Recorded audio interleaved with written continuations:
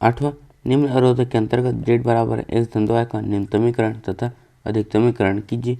x धन 2y जो 100 से बड़ा उसके बराबर है, 2x ऋण y जो 0 से छोटा उसके बराबर है, 2x धन y जो 200 से छोटा उसके बराबर है, x y जो 0 से बड़ा उसके बराबर है। तो हम इसमें इसे हल करके z का न्यूनतम तथा अधिकतम मान ज्ञात करना है।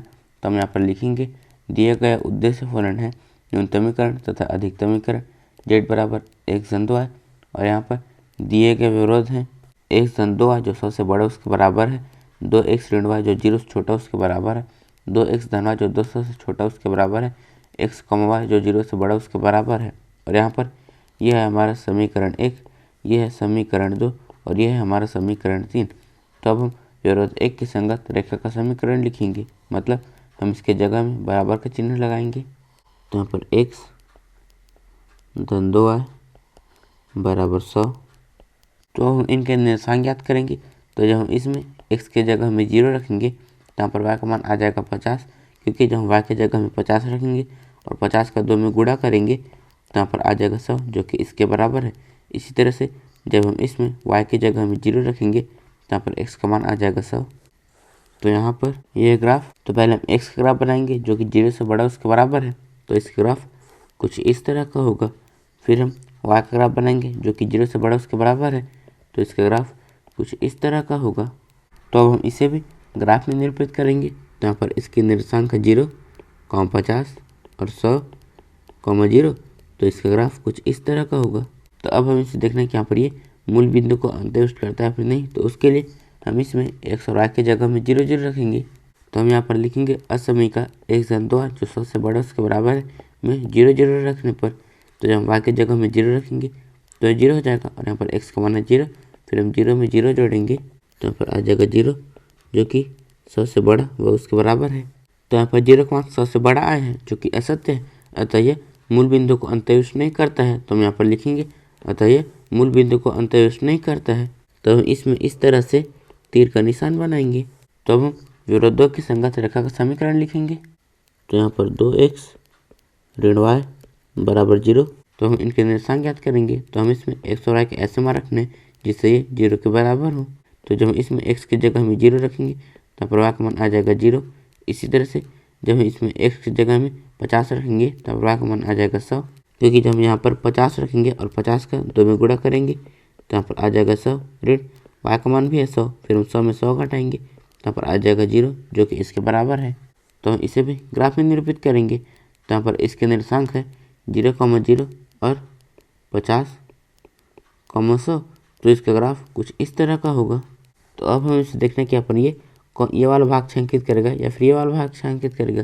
तो इसे ज्ञात करने के लिए हम इसमें x और y की जगह में 0 0 नहीं रख सकते, क्योंकि यहाँ पर ये खुद 0 0 से ही गुजर रहा है। तो इसके छांकित भाग ज्ञात करने के लिए हम इसमें 100, 0 रखेंगे। तो हम यहाँ पर लिखेंगे असमीका 2x ऋण y जो 0 से छोटा उसके बराबर है में 100, 0 रखने पर, तो हम x की जगह में 100 रखेंगे और 100 का 2 में गुणा करेंगे तो यहाँ पर आ जाएगा 200 ऋण यहाँ पर y का मान है 0, फिर हम 200 में 0 घटाएंगे तो यहाँ पर आ जाएगा 200 जो कि छोटा बराबर है 0 से। तो यहाँ पर 0 का मान 200 से बड़ा आया है जो कि असत्य है, अतः यह इस बिंदु को अंतर्युष्ट नहीं करता। तो हम यहाँ पर लिखेंगे अतः यह 100, 0 को अंतर्युष्ट नहीं करता है।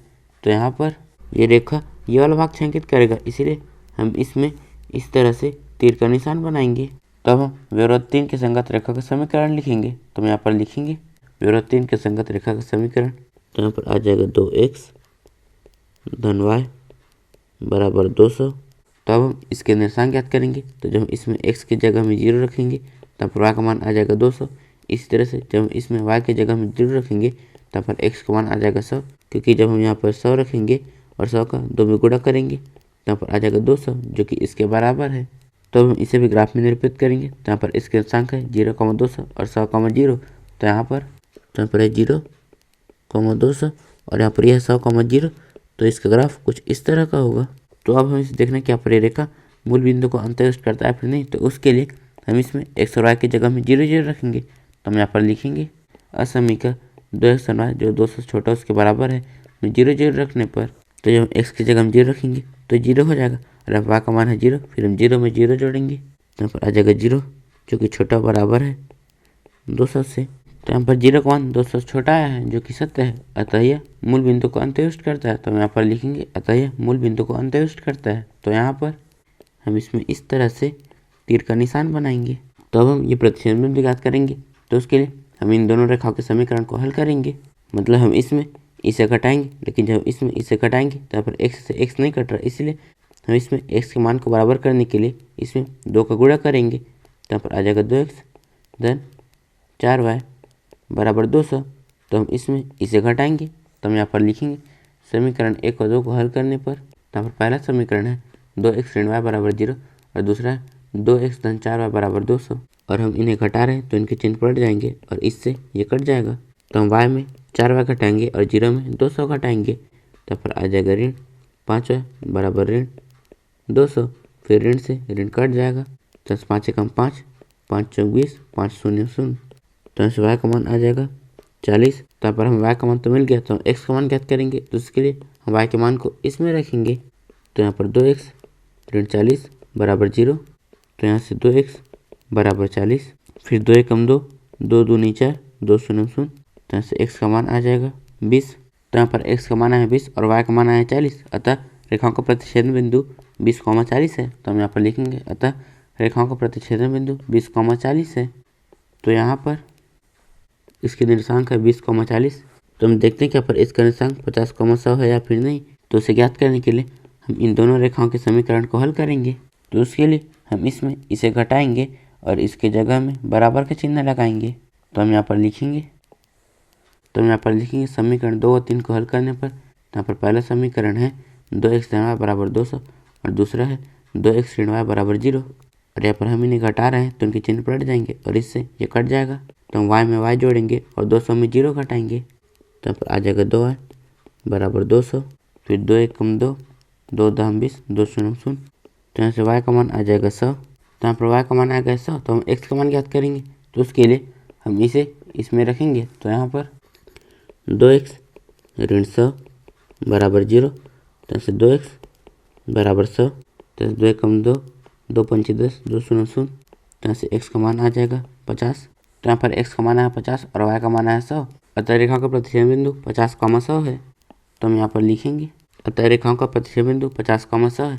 तो यहाँ पर 50,100 ही इस रेखा का प्रतिच्छेदन बिंदु है। तो यहाँ पर ये रेखा वह इस रेखा से घिरा छायांकित क्षेत्र ये है। यहाँ पर हमें कोणीय बिंदु मिले हैं 0,50, 20,40, 50,100 और 0,200। तो हम इसकी सहायता से z का न्यूनतम तथा अधिकतम मान ज्ञात करेंगे। तो हम यहाँ पर लिखेंगे यह सारणी और यहाँ पर कोणीय बिंदु है 0,200, 0,50, 20,40 और 50,100। तो पहले हम इसे इसमें रखेंगे। तो हम x के जगह में 0 रखेंगे तो 0 हो जाएगा और हम y के जगह में 200 रखेंगे और 200 को 2 में गुणा करेंगे। तो यहाँ पर आ जाएगा 400। फिर हम इसे इसमें रखेंगे तो हम x के जगह में 0 रखेंगे और y के जगह में 50 रखेंगे। फिर 50 को 2 में गुणा करेंगे तो यहाँ पर आ जाएगा 100।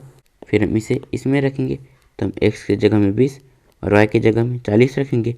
फिर हम 40 को 2 में गुणा करेंगे तो यहाँ पर आ जाएगा 20 धन 80। फिर हम 80 में 20 जोड़ेंगे तो यहाँ पर आ जाएगा 100। फिर हम इसे इसमें रखेंगे तो हम y की जगह में 100 रखेंगे। फिर 100 का 2 में गुणा करेंगे तो यहाँ पर आ जाएगा 200 धन यहाँ पर x का मान है 50। फिर हम 200 में 50 जोड़ेंगे तो यहाँ पर आ जाएगा 250। तो यहाँ पर z का अधिकतम मान है ये और z का न्यूनतम मान है ये। तो यहाँ पर 0,200 पर z का अधिकतम मान 400 आया है और यहाँ पर z का न्यूनतम मान 2 बिंदु पर प्राप्त हुआ है, जिसका मतलब है कि यहाँ पर इन दोनों बिंदुओं को मिलाने वाली रेखा के प्रत्येक बिंदु पर z का मान समान होगा जो कि न्यूनतम होगा। अतः हम यहाँ पर लिखेंगे चूँकि सुसंगत क्षेत्र परिबद्ध है तो z बराबर x धन 2y का 0,50 और 20,40 को मिलाने वाली रेखा के प्रत्येक बिंदु पर न्यूनतम मान z बराबर 100 है तथा 0,200 पर अधिकतम मान z बराबर 400 है। इस प्रश्नावली के नोट्स आप नीचे डिस्क्रिप्शन में दी लिंक से डाउनलोड कर सकते हैं और ऐसी वीडियोस के लिए चैनल को सब्सक्राइब जरूर करें। धन्यवाद।